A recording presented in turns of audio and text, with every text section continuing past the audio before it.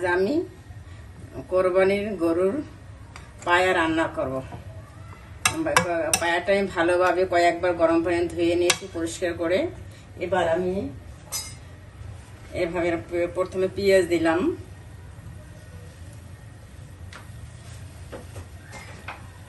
আদা বাটা দিলাম, আদা বাটাটা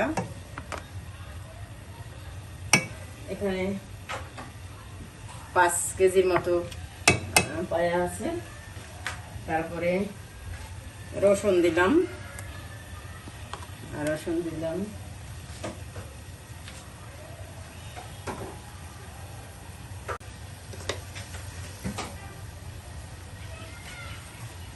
মরিচ দিলাম,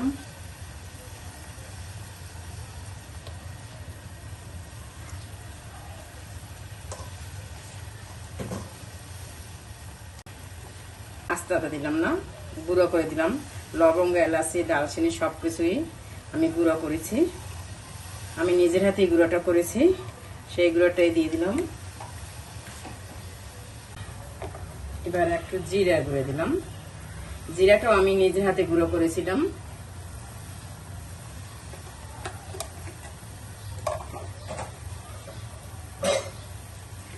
তেল দিলাম, এবার আমি তেল দিচ্ছি। তেলটা পরিমাণ মতো দিতে হবে।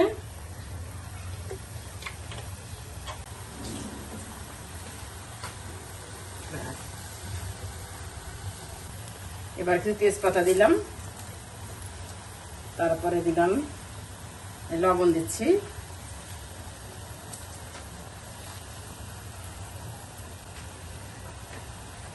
এবার একটু আমি নেড়ে চেড়ে দিই ভালো করে।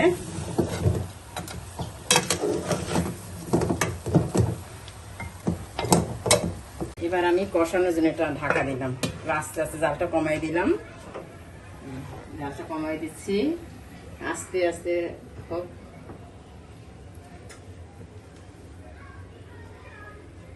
দেখি কিরকম কষানো হইলো।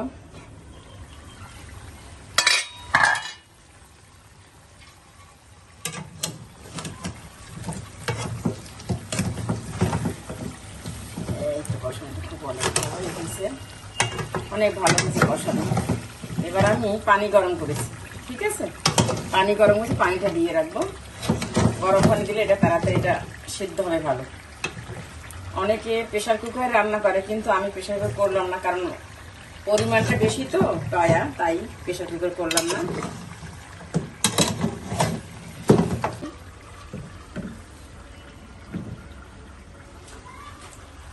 এবার আমি গরম পানি ঢেলে দিয়েছি।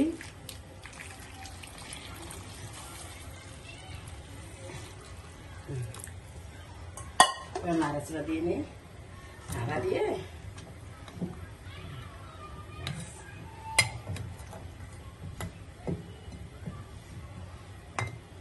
কালারটা খুব সুন্দর আসছে। এবার আমি এটাকে ঢাকা দিয়ে রাখি, ঢাকা দিয়ে আস্তে জালটা কমিয়ে দেব। এবার আস্তে আস্তে হতে থাক, দেখি এবার কিরকম হয়েছে আমার এটা।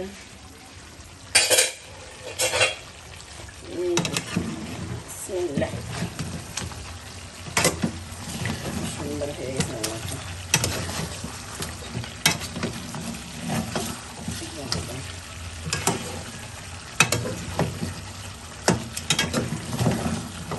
আচ্ছা, এবার তুলে নি।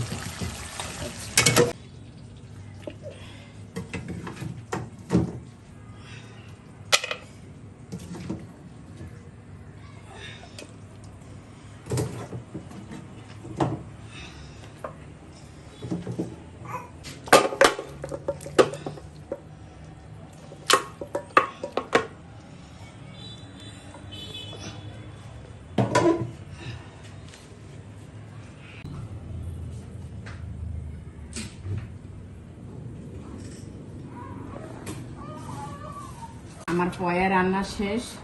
এবার আমি চালের রুটি বানিয়েছি, তাই দিয়ে পয়াটা খাবো। আমার রান্না কেমন হয়েছে আপনারা কমেন্টে জানাবেন, বা আপনারা কে কেমন রান্না করেন তাও আমাকে কমেন্টে জানাবেন।